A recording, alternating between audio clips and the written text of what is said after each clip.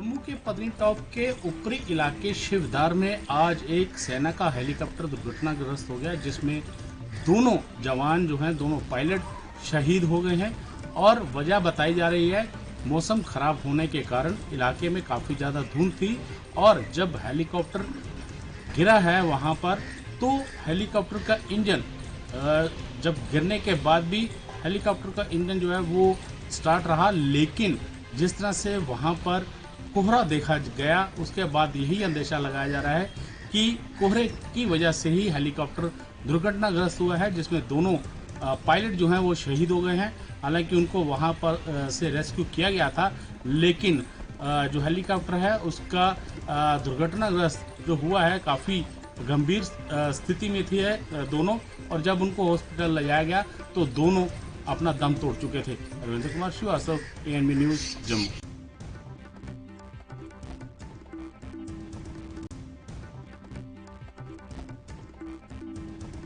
उत्तराखंड में पर्यटन की अपार संभावनाएं हैं, जो यहां आने वाले पर्यटकों को आकर्षित करता रहता है। ऐसा ही एक पर्यटक स्थल है बिनसर अभ्यारण्य, जो बर्ड वॉचिंग और हिमालय के लिए अद्भुत है। अल्मोड़ा के से 34 किलोमीटर की दूरी पर बसे बिनसर सेंचुरी में 150 प्रकार की पक्षियों की प्रजाति पाई जाती है। साथ ही अनेक प्रकार के वन्यजीवों से भरपूर है। यहाँ वर्ष भर पर्यटकों की आवाजाही रहती है, जिसको लेकर अब अल्मोड़ा वन विभाग इसको इको पर्यटन से जोड़ने को जा रहा है। अल्मोड़ा के सिविल स्वयं वन प्रभाग के DFO ने बताया कि बिनसर को अभयारण्य बनाया गया है, जिससे वर्तमान में घना जंगल है, जहाँ 150 प्रजाति की पक्षियों के साथ वन्यजीव पाए जाते हैं, जिसको अब पर्यटकों के लिए बर्ड वॉचिंग के साथ जंगल ट्रैक के लिए वन विभाग कार्य बना रहा है, जो आने वाले समय में पर्यटकों के साथ साथ यहाँ के लोगों के लिए एक बड़ा रोजगार प्रदान करेगा। ऐसा है, बिनसर अभयारण्य जो है वहाँ पर बर्ड्स जो है बहुत प्रचुर मात्रा में पाई जाती हैं और लगभग यहाँ पर 150 बर्ड्स की स्पीसीज़ हैं। तो इको टूरिज्म को बढ़ावा देने के लिए यहाँ पर जो है कुछ ट्रेल्स बनाई गई हैं, जिससे जो भी पर्यटक आकर उसमें बर्ड वॉचिंग का अपना देख सकें, उसका आनंद ले सकें। इसके अलावा हमारा विचार ये भी है कि निकट भविष्य में बर्ड वॉचिंग का एक फेस्टिवल भी आयोजित किया जाएगा, जिसमें जो बर्ड वॉचिंग में रुचि रखते हैं जो लोग, उनको बुला के और उनको इस तरह से मोटिवेट किया जाएगा, और जिससे जो जनता है यहाँ पे वो भी इस कार्यों से प्रभावित होगी। ANB न्यूज़ के लिए मैं हरीश भंडारी, अल्मोड़ा से।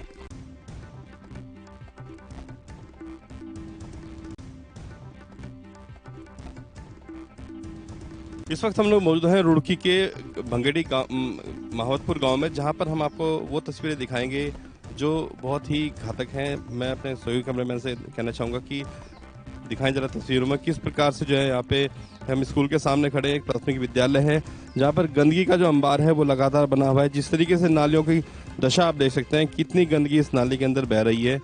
यहाँ की जो प्रधानाचार्य, उनसे हमने संपर्क साधा तो उन्होंने बताया कि वो अपने खुद के पैसे जो है खर्च कर यहाँ पर जो है सफाई हर महीने जो है 2 बार कराती हैं।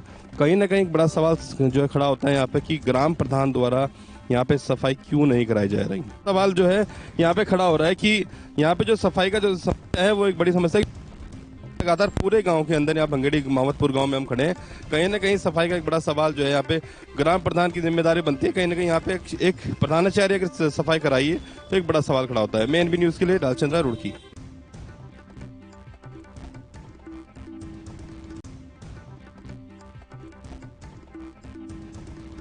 चल रहे किसान आंदोलन को लेकर आज रुद्रपुर के गुरुद्वारा गोल मार्केट स्थित गुरुद्वारे में संयुक्त किसान मोर्चे की बैठक आयोजित की गई, जिसमें आगामी 27 सितंबर को लेकर रणनीति तैयार की गई। मीटिंग की हमारी संयुक्त मोर्चे के अध्यक्ष, मतलब सभी जितने भी किसान यूनियन हैं उनके अध्यक्ष भी आए हुए थे। उत्तराखंड से गुरुद्वारों के भी कई प्रधान आए हुए थे। रणनीति व्यापार मंडलों के भी कई प्रधान आए हुए थे। पार्टियों के भी आए हुए थे। हमारे कांग्रेस पार्टी की तरफ से भी नगर अध्यक्ष आए हुए थे। CP शर्मा जी हमारे जो किसान मजदूर यूनियन के अध्यक्ष हैं कांग्रेस कमेटी के पूरे उत्तराखंड के, और पूरा जोरदार से वहाँ पर इन्होंने समर्थन किया। गुरुद्वारा सिंह सभा के प्रधान की इच्छा से आए हुए इन्होंने भी जोरदार समर्थन किया। आपको बताते चले कि पिछले लंबे समय से गाजीपुर बॉर्डर पर किसान आंदोलनरत हैं। वहीं इसी क्रम में आंदोलन को तेज धार देते हुए आज संयुक्त किसान मोर्चे के बैनर तले रुद्रपुर स्थित गुरुद्वारा गोल मार्केट में एक बैठक का आयोजन किया गया, जिसमें आगामी 27 सितंबर को पूर्ण बंद को लेकर तैयारियों को लेकर आज विचार विमर्श किया गया, जिसमें स्थानीय नेता व्यापारी लोगों ने समर्थन देने का आश्वासन दिया। अपने सहयोगी के साथ एनबी न्यूज रुद्रपुर से मुमताज अहमद।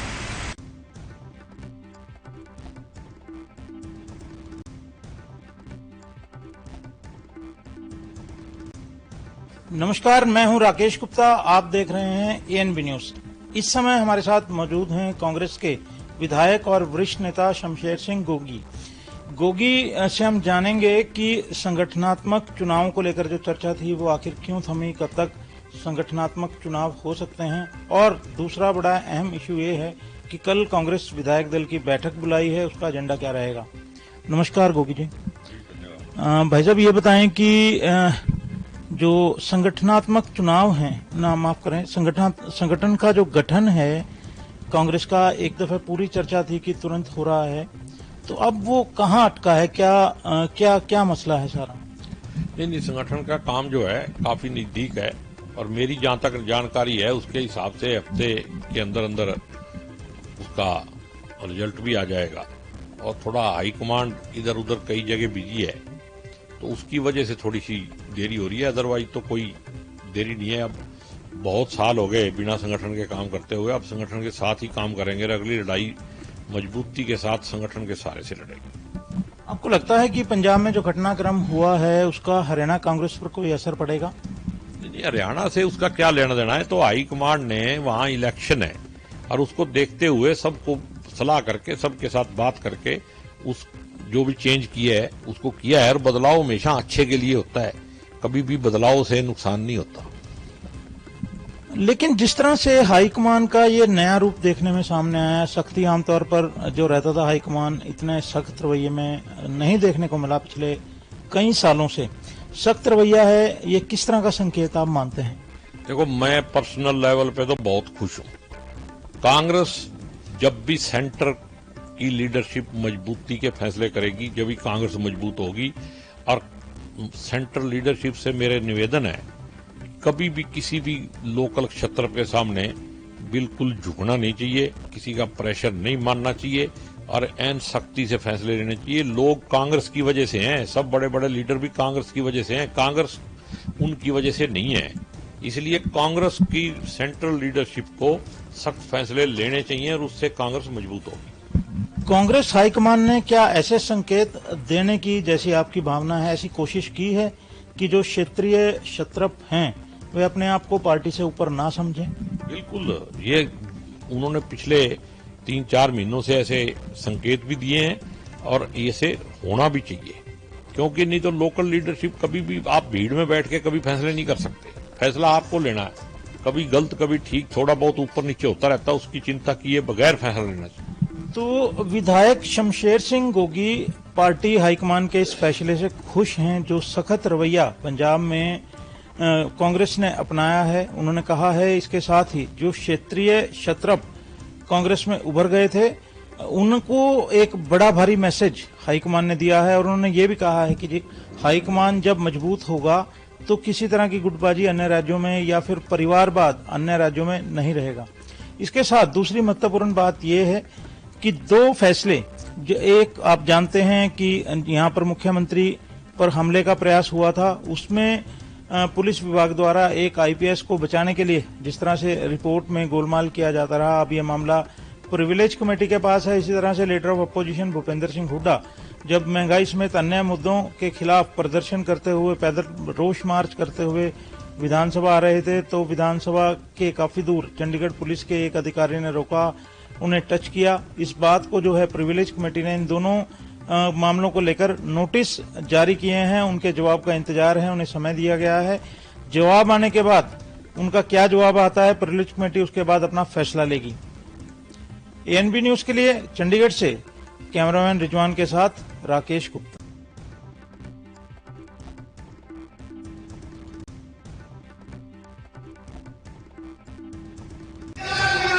रीवा के मऊगंज में आज पूर्व विधायक सुखेंद्र सिंह के द्वारा जन आक्रोश आंदोलन का आयोजन किया गया और यह मांग की गई कि मऊगंज को जल्द से जल्द जिला बनाया जाए।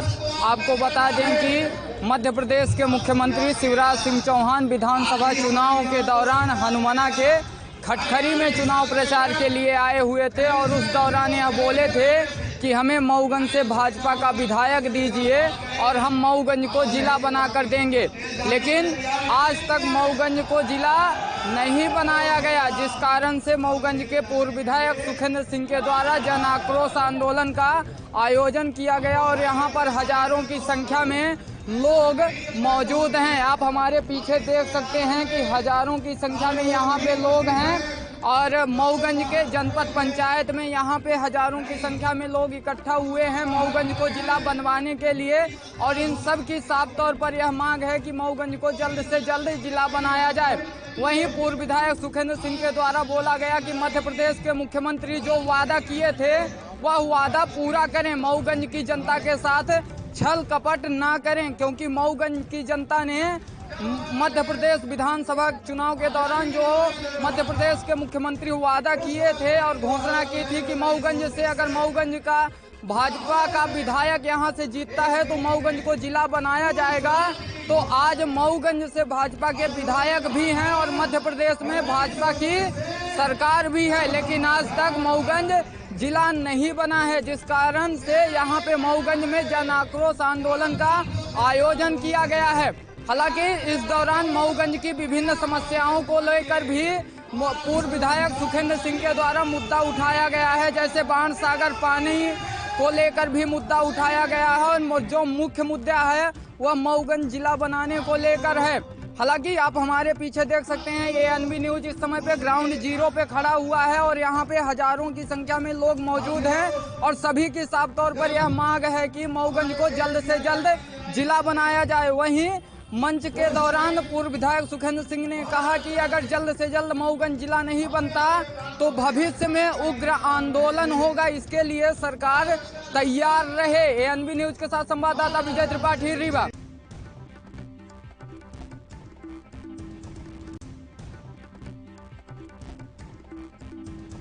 बॉलीवुड की सुपरस्टार शिल्पा शेट्टी के पति राज कुंद्रा को लगभग 60 दिन के बाद आज जेल से रिहा कर दिया गया। माथे पर तिलक लगाए हुए राज कुंद्रा जेल से बाहर निकले, मानो मीडिया कर्मी देखते ही रह गए। हालांकि 60 दिन में राज कुंद्रा बेहद कमजोर दिखाई दे रहे थे। आपको बता दें कि पोर्नोग्राफी मामले में गिरफ्तार राज कुंद्रा को 60 दिन के बाद माननीय कोर्ट ने 50,000 के मुचलके पर जमानत दे दिया है। लेकिन राज कुंद्रा की मुसीबतें कम होने वाली नहीं है, क्योंकि क्राइम ब्रांच ने राज कुंद्रा के सहयोगियों को लुकआउट नोटिस जारी करते हुए जांच का आदेश दे दिया है। फिलहाल आपको बता दें कि जिस तरह से कल जानकारी मिली है, क्राइम ब्रांच ने राज कुंद्रा के लैपटॉप, मोबाइल और हार्ड डिस्क से करीब 119 पोर्न वीडियो पाया है, जिसमें राज कुंद्रा करीब 9 करोड़ में उसको बेचने की फिराक में था। फिलहाल राज कुंद्रा को जमानत जरूर मिल गई है, लेकिन राज कुंद्रा की मुसीबतें कम होने वाली नहीं है। मुंबई से विनय सिंह के साथ मैं सोनी, एनबी न्यूज, मुंबई।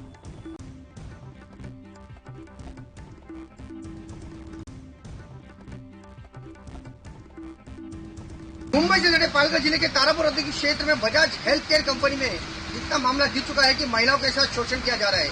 यहाँ के व्यवस्थापक नितिन पेकाड़े इतने गिर चुके हैं कि वो कई महिलाओं के साथ रंगीन रातें बनाना चाहते हैं, क्योंकि उन्होंने इस तरह की हरकतें की है कि महिलाओं के साथ अश्लील बातें की है और उनका समर्थन कर रहे हैं वहाँ के कंपनी मालिक अनिल जैन, क्योंकि महिला ने उनसे भी शिकायत की, लेकिन उन्होंने कोई ध्यान नहीं दिया, कोई तजुर्बा नहीं दिया। उसके बाद महिला पुलिस स्टेशन आई, 2020 में पुलिस स्टेशन आई थी, लेकिन अभी तक पुलिस ने कोई कार्रवाई नहीं की है। कागज यूं का यूं दबा रह गया है, लेकिन कार्रवाई के नाम पे कुछ नहीं हो रहा है। यहाँ पे एक महिला ने अभी आवाज उठाई है, जहाँ पे मनसे के कुछ कार्यकर्ता आए थे और उन्होंने उनके साथ बातचीत करने का प्रयास किया, लेकिन बातचीत इतनी बढ़ गई कि हाथापाई जैसी मामला हो गया, उन पर मामला दर्ज किया गया। तारापुर औद्योगिक क्षेत्र में इस तरह की कई घटनाएं कई कंपनी में होती है, लेकिन महिलाओं को डर रहता है कि उनकी नौकरी न चली जाए, इसी को लेकर वो शांत रहती है। लेकिन यहाँ मामला उजागर हुआ है तो इस पर कार्रवाई होना चाहिए। यहाँ पे महिलाएं आई हैं, भारतीय जनता पार्टी की भी महिलाएं, और वो चाहती हैं कि पुलिस उन पर कार्रवाई करे। कैमरामैन गुल मोहम्मद के साथ आशा शेख, एएनबी न्यूज, बोईसर।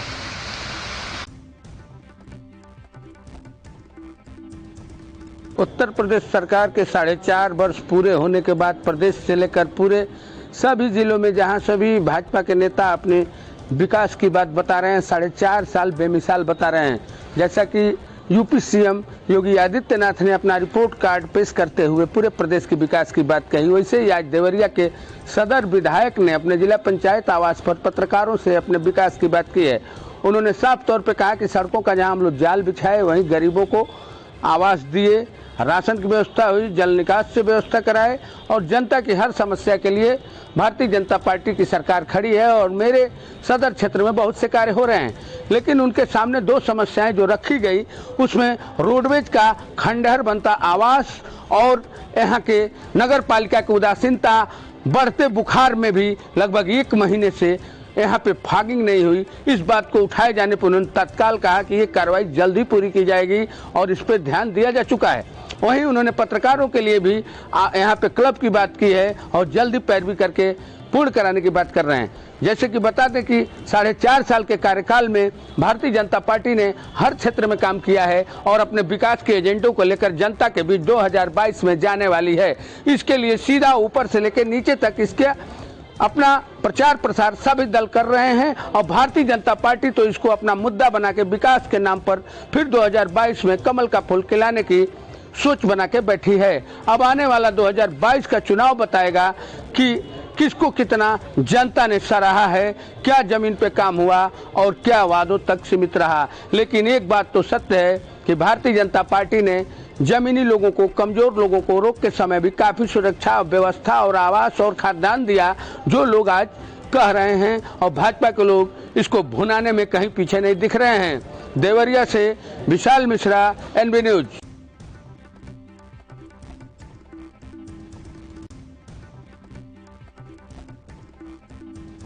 गोरखपुर में आज आधे घंटे की बारिश ने नगर निगम की पोल खोलकर रख दी। बात करें जिलाधिकारी कार्यालय, जिला चिकित्सालय, तो सब पानी पानी हो गया था। जिला चिकित्सालय में घुटनों तक पानी लगा था। मरीज और मरीज के तीमारदार जो थे वो घुटनों तक पानी में जाकर दवा कराने को मजबूर थे। हालांकि कुछ मरीजों ने बताया कि नगर निगम और स्वास्थ्य विभाग को इस पर ध्यान देना चाहिए।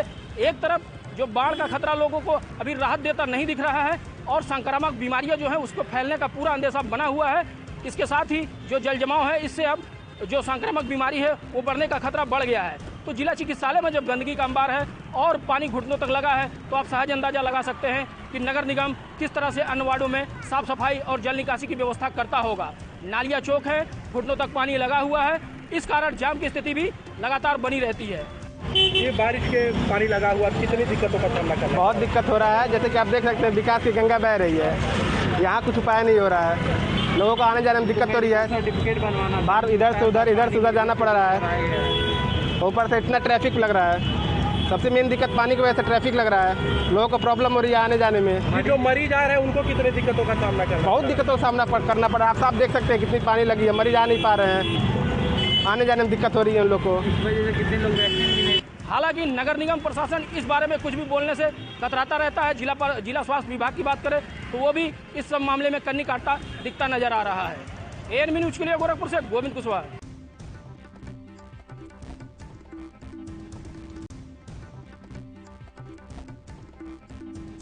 जिला अस्पताल में जहां एक तरफ पैसे की काफी लूट की जा रही है, आज किसान यूनियन के जिलाध्यक्ष जो है सरकारी अस्पताल में धरना रखे। यहाँ पे बताया जा रहा है कि गरीब जनताओं से काफी पैसा लिया जा रहा है। अस्पताल में दवा के नाम पे, मेडिकल के नाम पे अधिक पैसा वसूली किया जाता है। मौके पर पहुंचे सदर एसडीएम और सीएमएस से शिकायत की गई है, जिसकी जांच कराई जा रही है। और जिला यूनियन के जिलाध्यक्ष आके यहाँ जिला अस्पताल में धरना दे रहे हैं कि जब तक इंसाफ नहीं मिलेगा जब तक हम लोग यहाँ पे धरना देते रहेंगे। आइए जानते हैं क्या है धरना देने का उद्देश्य, क्या है धरना? ये है, ये जिला अस्पताल बना है किसानों, मजदूरों, गरीबों के इलाज के लिए।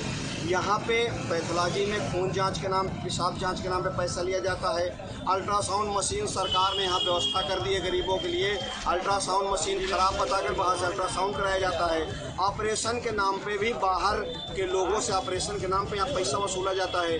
तो इस शोषण के खिलाफ आज हमारी मासिक बैठक है। इस शोषण के खिलाफ हम लोग जिला अस्पताल में धरना पे बैठे हैं और जब तक इन समस्याओं का निराकरण नहीं हो जाएगा, अभी तो हम धरना दे रहे हैं, और अगर इसका निराकरण नहीं होता, सही जवाब नहीं देते, तो हम लोग लोग अस्पताल जिला अस्पताल के गेट पर निरंतर जब तक ये सारी समस्याओं को निपटाना नहीं जाएगा हम लोग अनिश्चितकालीन धरना प्रदर्शन करेंगे, भूख हड़ताल करेंगे। जब तक गरीबों को न्याय नहीं मिलेगा हम लोग नहीं जाएंगे। योगी जी तो कह रहे हैं हम स्वास्थ्य के लिए काफी इसमें पैसा लगा चुके हैं, दवा मुफ्त दे रहे हैं, फिर भी क्या मरीज? योगी जी ने व्यवस्था की है, वो हमको दिखाई दे रहा है।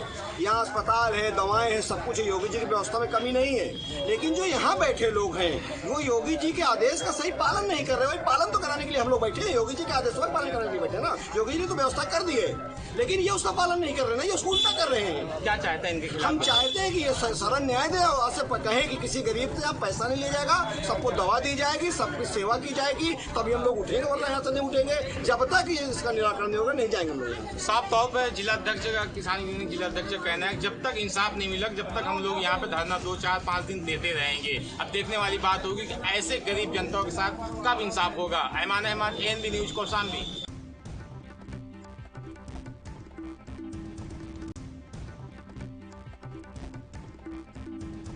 आज उत्तर प्रदेश के मुख्यमंत्री योगी आदित्यनाथ बिजनौर सुहेड़ी गांव में पहुंचे, जहां उन्होंने एक मेडिकल कॉलेज का भूमि पूजन किया, जो 281 करोड़ की कीमत का कॉलेज बनाया जा रहा है।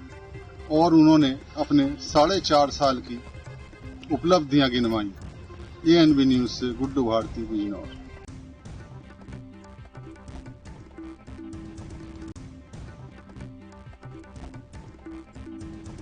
उत्तर प्रदेश की योगी सरकार गरीबों को राशन देने की बात करती है, लेकिन शासन की मंशा पर सवालिया निशान तब खड़ा होता है जब गांव में कोटेदार के द्वारा लोगों को राशन कम दिया जाता है। आज रायबरेली जनपद के शिवगढ़ विकासखंड क्षेत्र के पिपरी गांव के सैकड़ों की तादाद में लोग देखिए रायबरेली के महाराजगंज तहसील परिसर में पहुंचे हैं। ये देखिए, ये पूर्त निरीक्षक का कार्यालय है। कैमरा पर्सन से कहेंगे कि तस्वीरें दिखाएं।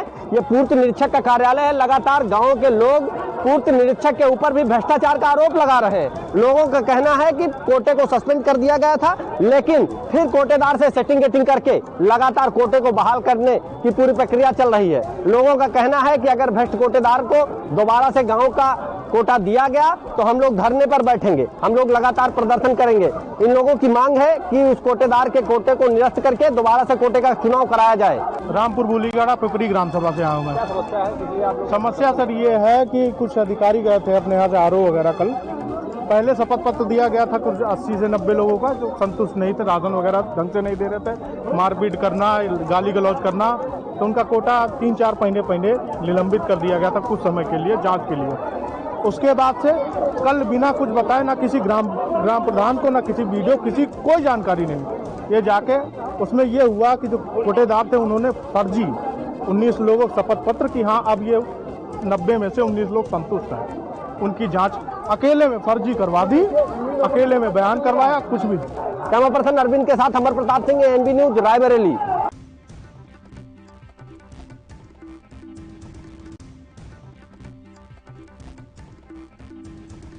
ललितपुर जनपद की जो स्वास्थ्य विभाग की जो लापरवाही है किसी से छुपी नहीं है। आपको बता दें कि ललितपुर जनपद की जो स्वास्थ्य व्यवस्था है हमेशा चर्चा में बनी रहती है। ऐसे ही मामला ललितपुर जनपद के ग्राम बानौनी से आया है, जहां पर एक युवक ने कोविड वैक्सीन की सुई लगवाई थी। जो सुई जो है युवक के जो हाथ है उसमें टूट गई, जिससे युवक जो है काफी बीमार रहा और उसके लिए जिला चिकित्सालय इलाज के लिए भेजा गया, जहाँ पर युवक का इलाज चल रहा है और उसका जो ऑपरेशन किया गया युवक का, इसके बाद वो निडल निकाली गई। इसके बाद भी युवक में कोई सुधार नहीं हुआ। इसके बाद उसे जिला जो झांसी रेफर कर दिया। साथ ही युवक का कहना है कि उसने गांव में कैंप लगा था, इस दौरान उसने वहां पर वैक्सीन की सुई लगवाई थी। जिस समय सुई लगी वो उसने ध्यान नहीं किया और जो सुई है उसके कने जो हाथ है उसमें टूट गई। इसके बाद युवक 2-3 दिन घर पर पड़ा रहा और उसे दर्द हो गया। उसके बाद वह अस्पताल में आया, उसने उसका इलाज कराया, जहाँ पर डॉक्टरों ने उस युवक का हाथ का ऑपरेशन किया। वही युवक का कहना है उसका हाथ और पैर जो है काम नहीं कर रहा है, दोनों ही जो हाथ पैर हैं पैरालाइसिस जैसा हो गया है और शून्य टाइप के हो गए हैं।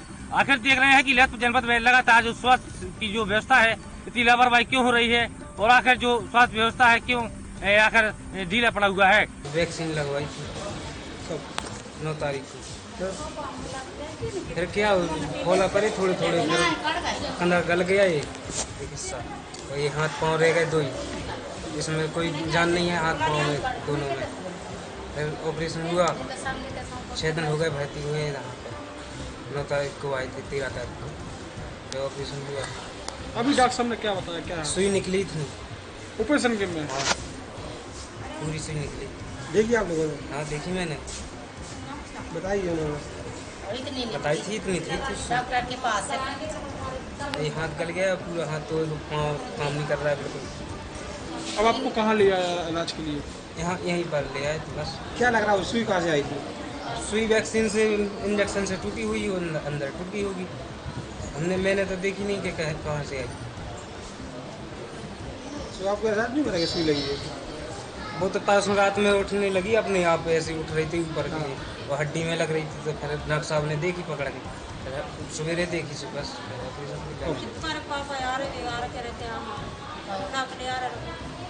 जयपुर से कैमरा पर्सन के साथ नीतीश कुमार, NB न्यूज।